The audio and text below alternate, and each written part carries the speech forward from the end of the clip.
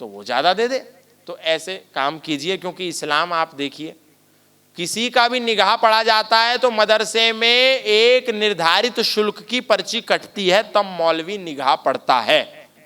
और हम क्या करते हैं, डीजे बजाते हैं, खूब पैसा खर्च करते हैं, मेहंदी वाली लड़कियों को बुलाते हैं, खूब पैसा लुटाते हैं, कॉकटेल पार्टी करते हैं, दारू वालों को खूब पैसा देते हैं, डीजे वाले से कभी बार्गेनिंग नहीं करते, कैटरिंग वाले से कभी बार्गेनिंग नहीं करते, रिजॉर्ट टेंट वाले से कभी बार्गेनिंग नहीं करते।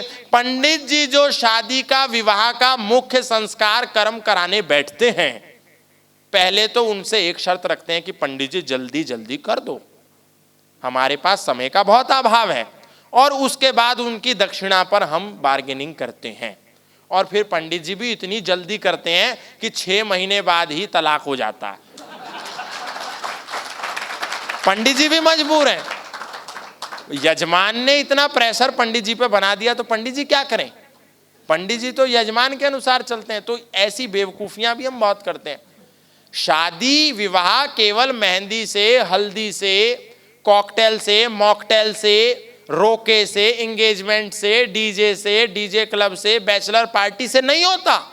शादी विवाह का जो मुख्य संस्कार क्रम है वो यज्ञ अनुष्ठान के साथ ही और उसी में हम लोग ढिलाई बरतते हैं, उसी में हमारे पास टाइम खत्म हो जाता है। नाचने के समय किसी के पास समय की कमी नहीं होती, फोटोग्राफी के समय, प्री वेडिंग शूट के समय किसी के पास कमी नहीं होती। 5 लोकेशन सेट करके 10 जोड़ी कपड़ा बनवाते हैं 50-50 हजार के, कोई बार्गेनिंग नहीं करता।